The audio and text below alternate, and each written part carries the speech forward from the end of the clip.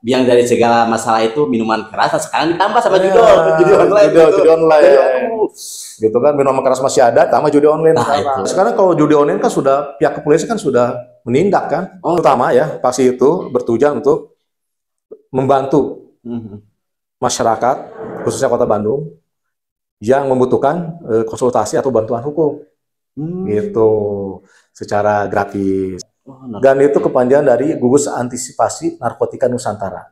Kita mengadakan penyuluhan-penyuluhan narkotika di sekolah-sekolah.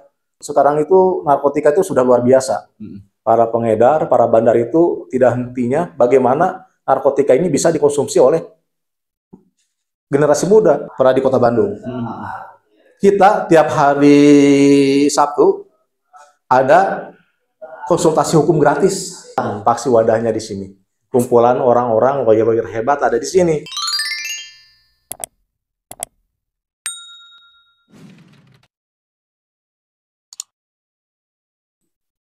Bismillahirrahmanirrahim. Assalamualaikum warahmatullahi wabarakatuh. Kembali lagi bersama saya Ugikan di podcast Rakyat Indonesia Baturangan TV. Episode sekarang tidak di studio. Tapi sekarang karena memang istimewa dan secara khusus, saya langsung datang ke salah satu kantor. Kita langsung saja siapa beliau. Assalamualaikum warahmatullahi wabarakatuh. Waalaikumsalam, Kang Wigi, kumaha mah? Alhamdulillah. Alhamdulillah. Pak, damang Pak? Alhamdulillah. Alhamdulillah. Kesibukan apa Pak sekarang Pak? Ya rutinitas lah biasa. Masya Allah. Gitu.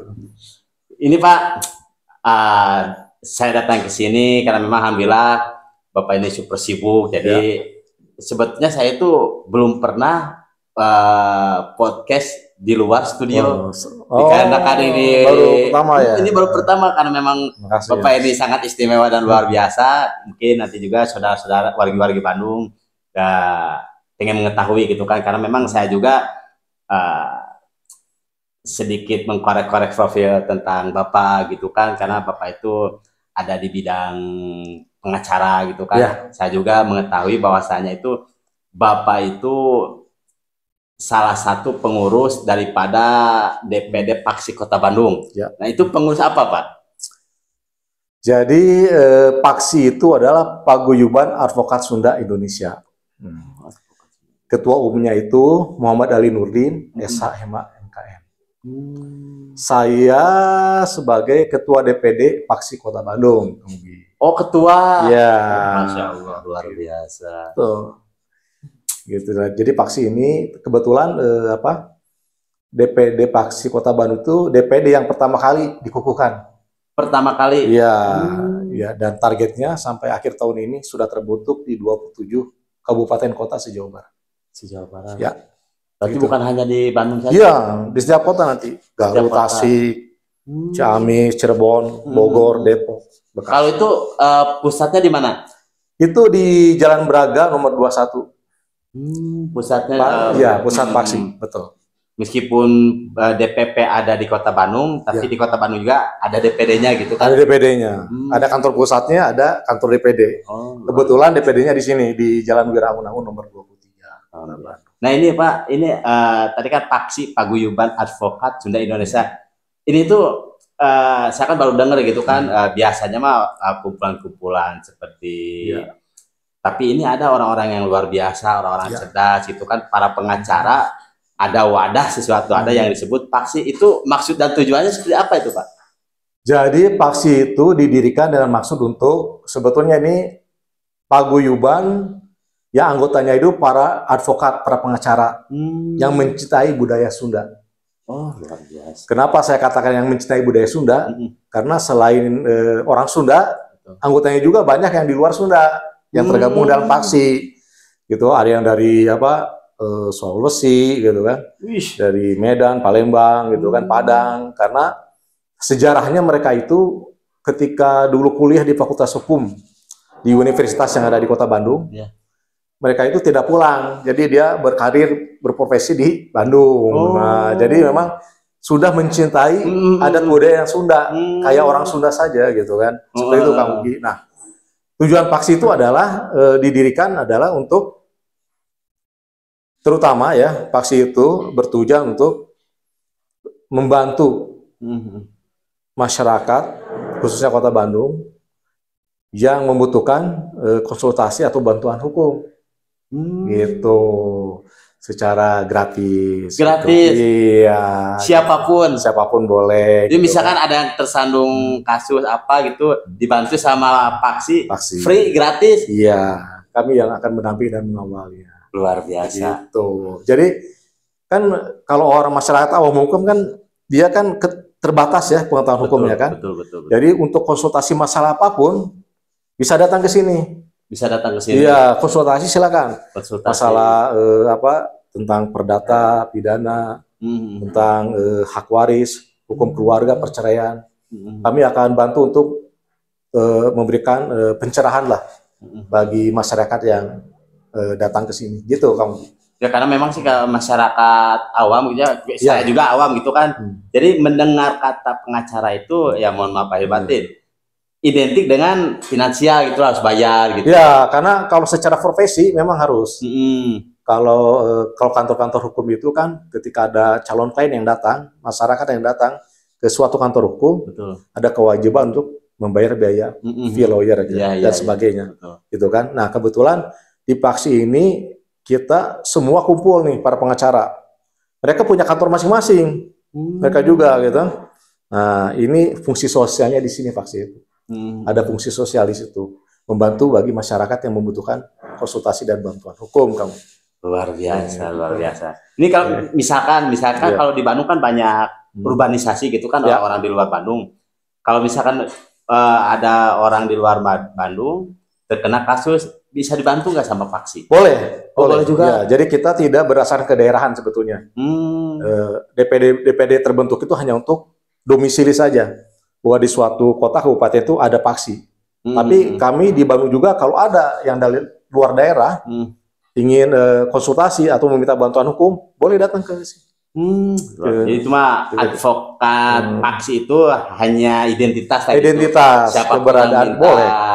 Tolong minta bantuan, pasti dibantu. Iya. Luar biasa. Berarti ini mah kemanusiaan mungkin ya. Ya, jadi kemanusiaan. Ya, jadi memang di undang-undang advokat itu kan salah satunya ada kewajiban dari kita selain berprofesi, ada juga kewajiban untuk memberikan bantuan hukum bagi masyarakat yang tidak mampu. Gitu kan, yang disebut pro bono ya.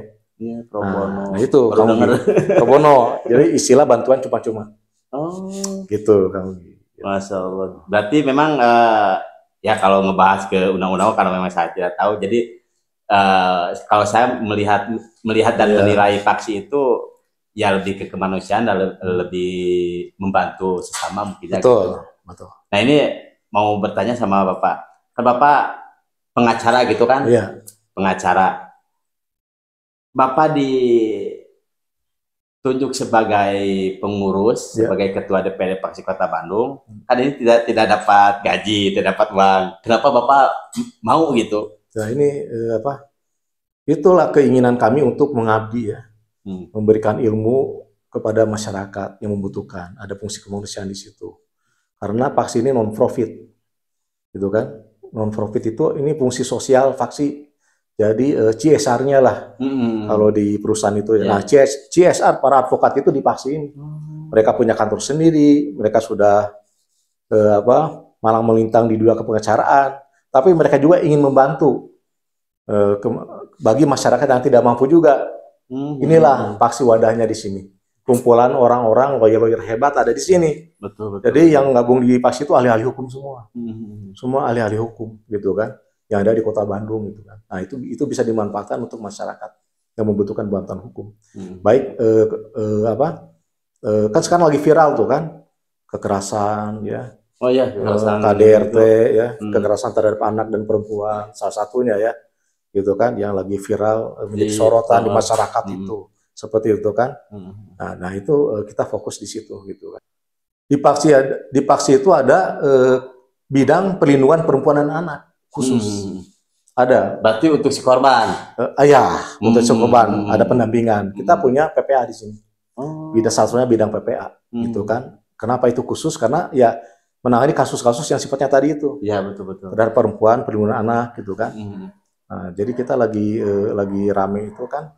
Sekarang itu kan kebanyakan kan pelecehan seksual terhadap Betul. anak di bawah umur, Betul, betul gitu kan. Konflik rumah tangga, adanya penyiksaan terhadap perempuan gitu kan. Nah, itu KDRT kan. Iya, iya, iya. Nah, kita ini sangat konsen sekali untuk masalah ini gitu kan. Seperti itu Kang Ugi gitu. Salah satunya kita ada bidang itu, KPA. Oh, ada Perlindungan juga. perempuan dan anak. Keren, luar biasa. Berarti Paksi ini misalkan melihat berita yang viral gitu kan, langsung bantu atau nunggu dia laporan dulu Pak? Gimana ini? Ada dua. Jadi kita menerima laporan, misalkan yang membutuhkan bantuan hukum datang ke sini, ya, ke sekretariat kami, ya, gitu. Atau kasus ini viral, kami jemput bola gitu. Oh, gitu. Bisa kami langsung berkoordinasi dengan langsung pihak terkait gitu kan. Gitu. Itu luar biasa. Ya semoga Paksi ini semakin jaya. Amin, amin. Dan dicintai oleh masyarakat, khususnya masyarakat Kota Bandung. Ya, Masya Allah. Ini Paksi ini udah berdiri berapa lama, Pak? Kalau Paksinya sendiri, ya ini sudah berdiri sekitar 2 tahunan. Paksinya sendiri. Paksi. Ya. Karena pada saat itu lingkupnya itu baru DPP, Paksi Pusat. Oh iya, iya. Belum terbentuk DPD-DPD. Nah, kami dilantik itu 19 April kemarin. 19 April 2025. DPD pertama yang dikukuhkan oleh Ketua Umum kita, oleh Muhammad Ali Nurdin, SH, MA, MKN. Kita yang pertama nih dikukuhkan. Kota Bandung. Nah, ada informasi yang terbaru ya.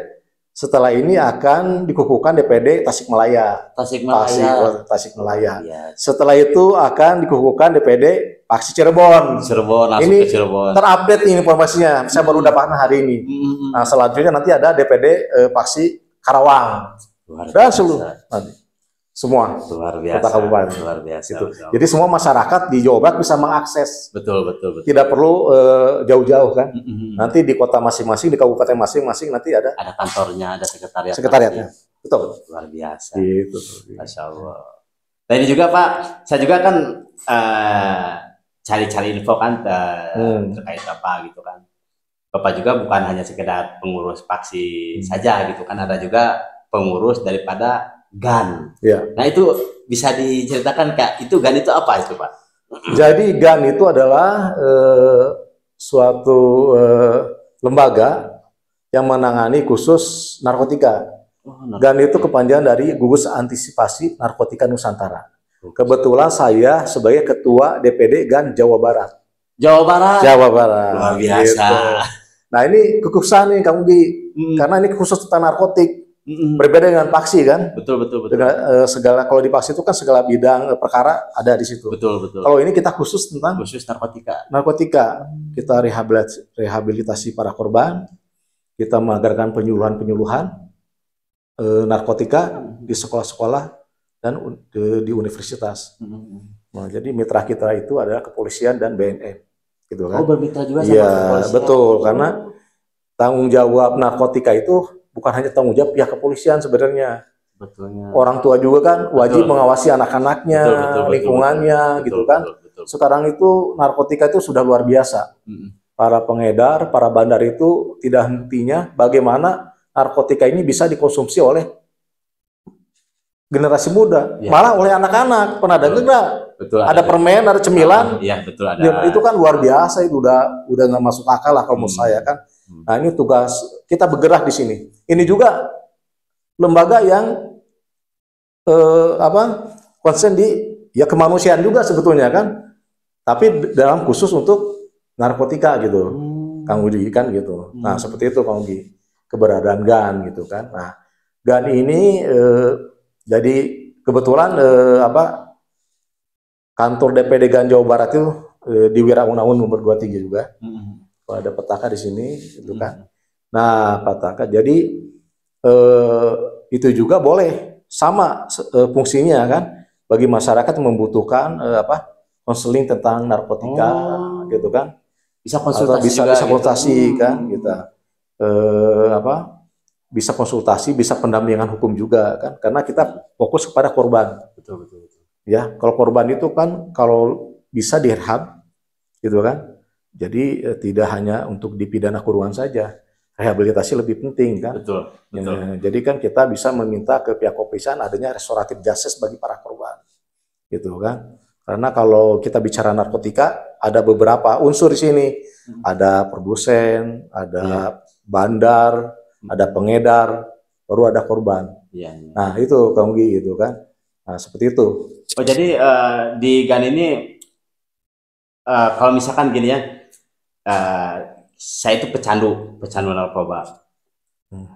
Datang ke GAN, pengen direhab gitu, langsung ditangani sama GAN gitu. Bisa. Nanti kita ada bidang rehabilitasi ya, dan pembinaan. Kita itu ada di salah satu bidang itu ada bidang penyuluhan, ada bidang pembinaan, ada bidang rehabilitasi.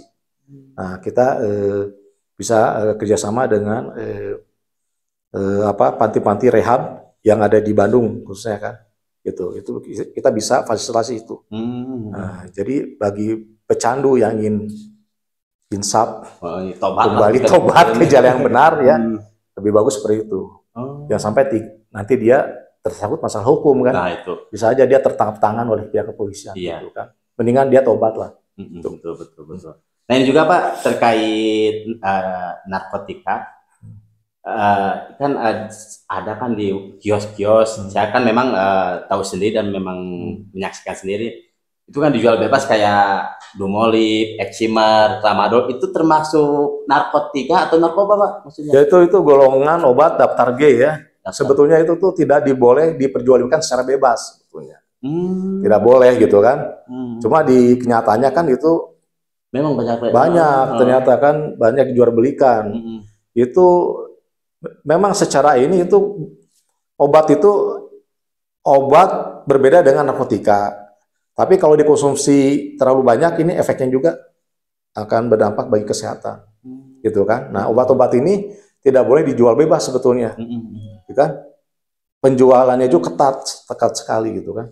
Tapi disinyalir di masyarakat obat-obat ini dikonsumsi dengan bebasnya. Betul. Malah dia dicampur dengan minuman atau apa gitu kan, agar bisa fly kayak gitu. Nah, itu memang seperti itu harusnya nggak boleh. Tapi kalau misalkan ya ini menarik itu kalau pembahasan kayak obat-obatan Eximer, Tramadol.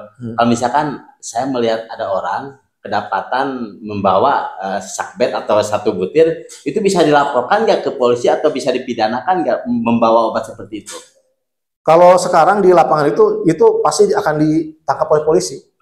Bisa diproses itu. Bisa. Karena itu ya saya katakan tadi gitu kan. Itu juga obat-obatan yang dilarang sebetulnya. Yang peredaran juga harusnya dibatasi. Tidak bisa diperjualkan secara bebas. Tapi pada kenyataannya kan di lapangan kan. Betul. Ada aja gitu. Obat itu bisa lolos kan, bisa dijual belikan gitu. Nah, seperti itu Kang Ugi. Nah, jadi ini khususnya masyarakat generasi muda lah ya. Nah itu penerus bangsa kan, kasihan lah ya. Jadi kita ingin berperan, setidaknya GAN itu ada fungsi, ada manfaat lah keberadaannya, membantu pihak kepolisian kan.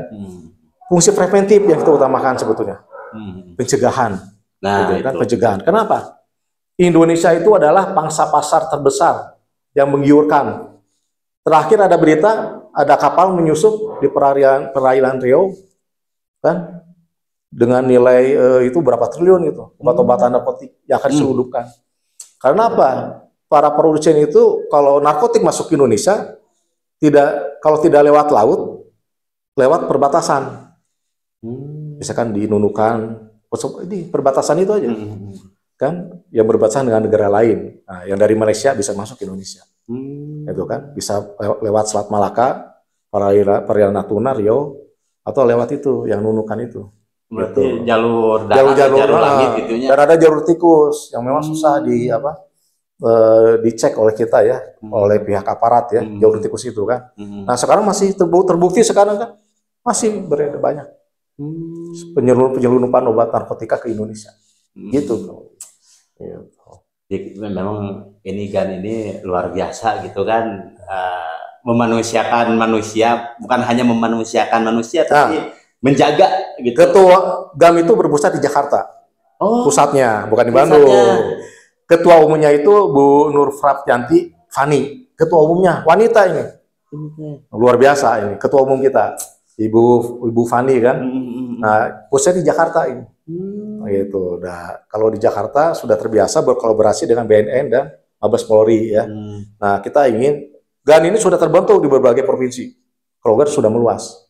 Nah, saya punya target amanah dari Ketua Umum GAN agar setidaknya di tahun ini sudah terbentuk di yang tadi sama 27 kota kabupaten Jawa Barat. Gitu. Gitu. Mohon doanya lah, mohon supportnya bagi masyarakat lah ya. Ya pasti gitu. Ini mah sama masyarakat juga disupport gitu kan, apalagi ini kan melindungi dan menjaga kaum muda gitu. Iya, betul. Kaum muda. Gitu. Alhamdulillah ternyata oh tadi teh namanya asli teh sama Bapak. Nah, saya tuh Giri Trimara SHMH. Jadi kalau kamu ingin nanya, Pak Giri itu asal dari mana? Betul. Saya asli Bandung, orang Sunda. Orang Sunda, karena dengan nama mah gitu nggak ada Sundaan gitu. Nggak ada. Banyak yang menyangka saya itu orang seberang. Banyak yang menyangka saya itu orang Palembang, orang Medan. Mungkin karena dulu ketika kita kuliah di Fakultas Hukum kan banyak tuh orang-orang luar tuh. Saya tuh berteman dengan itu aja, teman-teman kuliah kan. Jadi mungkin ke bawah logat saya. Ini logat saya gitu kan. Padahal saya dari Sunda. Oh, asli Sunda. Ya. Gitu. Jadi Bapak Giri teh memang benar dari Sunda. Pantesan oge gitunya hayang mengabdi lah mengabdi gitu kan ke khususnya Kota Bandung lah. Dan di Jawa Barat gitu kan. Pak, mohon maaf, sebelumnya pernah mengambil ilmu maksudnya sekolah gitu. Pernah sekolah di mana, Pak? Saya S1 di Fakultas Hukum Universitas Islam Bandung. S2-nya saya di Sekolah Tinggi Hukum Bandung. Gitu Kang Ogi gitu. Luar biasa. Itu. Nah, kalau kita mah SD gitu tamat. Luar biasa. Masya Allah. Nah ini Pak, satu lagi. Tadi kan ada ketua Paksi, terus ketua GAN. Nah saya juga dengar Bapak itu pengurus salah satu DPC Peradi Kota Bandung. Nah ini ya, jadi selain di organisasi tadi, sebagai ketua DPD Paksi Kota Bandung, sebagai ketua DPD GAN Jawa Barat, saya juga pengurus di DPC Peradi Kota Bandung. Istimewanya, ketua DPC Peradi Kota Bandung itu Muhammad Ali Nurdin, SHMH MKR, ketua umum Paksi, gitu. Berarti sinkron, gitu. Nah, memang kita Kang Ali Nurdin ini visinya itu luar biasa. Mereka seperti yang di DPC Peradi Kota Bandung. Kita tiap hari Sabtu ada konsultasi hukum gratis. Setiap hari Minggu. Setiap hari Sabtu. Setiap hari Sabtu. Kalau kemarin itu ya tahun kemarin itu hari Minggu. Mungkin kalau tahun sekarang akan lanjut lagi nih setelah off Lebaran kemarin kan. Sekarang akan lanjut lagi. Kalau tidak hari Sabtu, hari Minggu. Ditunggu saja iklannya nanti di sosmed bagi masyarakat Bandung. Kita ada konsultasi hukum gratis di Kiara Artapa. Ya, jadi DPC Kota Bandung hadir konsultasi hukum gratis bagi masyarakat Kota Bandung. Nah, gitu kan. Dan kerjasama dengan PBH Peradi Kota Bandung, Pusat Bantuan Hukum. Gitu kan. Nah, jadi masyarakat silakan untuk datang ke sana dari jam 8 sampai jam 10. Gitu. Itu gratis itu. Gratis. Ya, bila mana ini setelah konsultasi ingin berlanjut, kita ada PBH-nya, Pusat Bantuan Hukum yang akan mengawal lebih lanjut. Oh, ada tentang kasus yang dikonsultasikan. Gitu Pak Ugi. Ini khusus bagi masyarakat Bandung. Luar biasa. Nah ini Pak, ini mau tanyakan Bapak kan sebagai pengacara mungkin ya. Sekarang juga masih gitu kan. Ini mau tanya suka duka pengacara seperti apa sih Pak? Ya, kita itu kan kerja itu tidak mengatur tidak ada waktunya kan. Kadang kita tengah malam, subuh kan masih ada pendampingan di Polda, di Polres gitu kan. Tergantung kebutuhan klien kita yang membutuhkan gitu kan. Jadi berarti on time itu mah. iya, jadi pengacara itu sebenarnya kalau pegawai negeri kan Senin, Jumat, Sabtu, Minggu libur. Kalau pengacara belum tentu. Karena kalau kita tugas keluar kota, keluar daerah kan bisa lama ya, tanpa mengenal hari, gitu kan. Itu jadi apa? Suka dukanya keluarga banyak ditinggal, gitu kan. Banyak tinggal kan. Tapi kan ya dengan dukungan keluarga kan bisa mengerti profesi kita kan. Ya insya Allah lah kamu itu bisa dihandle lah kan. Yang penting apa? Kita fokus terhadap profesi yang kita jalankan. Karena profesi pengacara advokat itu kan pilihan, gitu kan. Ketika kita lulus jadi sarjana hukum, kita mau kemana nih? Apakah mau jadi notaris? Apakah mau jadi advokat, pengacara? Apakah mau jaksa? Apakah mau jadi hakim? Apakah mau jadi polisi? Kan pilihan. Betul. Gitu Kang Ogi. Luar biasa. Nah, cuman tadi dengar pas pertama awal pembahasan ada undang-undang advokat. Saya juga pernah dengar, tapi kalau nggak salah gitu kan. Ada yang mengatakan seperti ini, kalau advokat pengacara itu ketika menangani kasus klien tidak bisa dipidanakan, itu maksudnya seperti apa itu? Jadi memang ada pengacara itu ketika menjalankan tugas dan profesinya ada hak imunitas yang melekat pada dirinya. Sepanjang dia ketika sedang menjalankan tugas ya, ada hak imunitas. Jadi kita itu sejajar dengan penegak hukum lain, gitu kan, caturwangsa. Kita sejajar dengan jaksa, kita sejajar dengan polisi, kita sejajar dengan hakim, sama-sama sebagai penegak hukum. Masalahnya kalau pengacara itu mandiri, nggak digaji oleh negara loh, gitu kalau gitu. Jadi gitu. Isinya seperti itu. Iya, gitu. Nah, antara penegak hukum ini ya kita saling berkolaborasi lah. Masing-masing sudah punya fungsinya kan, seperti itu Bang. Ya saya juga berpikir seperti ini, nggak mau mungkin lah menangani klien, terus pengacara RT melakukan hal-hal tidak etis lah gitu. Ya kecuali kalau pengacara itu melakukan pelanggaran hukum ya tetap di. Nah gitu, saya juga tuh kan barusan udah disebutkan kalau melanggar hukum ya tetap sama dengan apa? Dengan masyarakat lainnya juga, gitu. Betul. Gitu. Berarti. Iya kan, clear ya.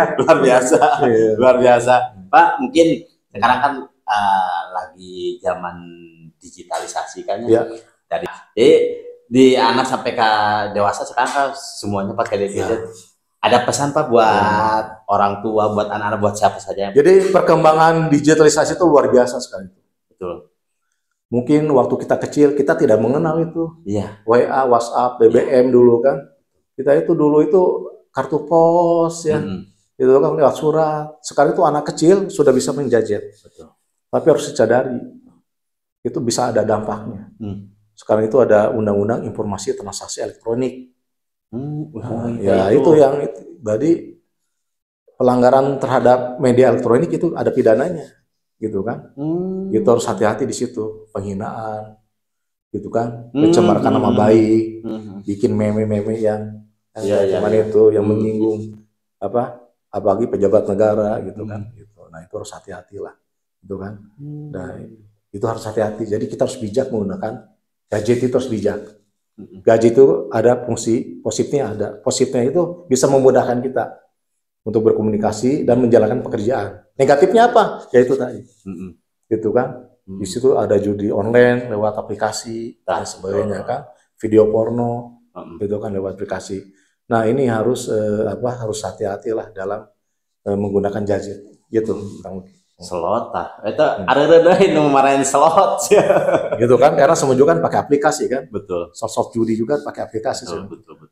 Dan itu sekarang apakah berhenti? Tidak, semakin ramai kan. Judi online aja udah menjerat banyak kan, dan itu merugikan masyarakat. Itu kan judi online. Pak, kalau menurut Bapak, bukan menurut Bapak, ada nggak? Jadi ini kan judi online itu kan makin kesini makin menjamur gitu kan, karena memang saya lihat sendiri. Ini peran pemerintah atau negara harusnya seperti apa gitu? Sekarang kan sudah. Sudah. Iya, sekarang kalau judi online kan sudah pihak kepolisian kan sudah menindak kan. Sudah ada. Kemondigi kan, gitu.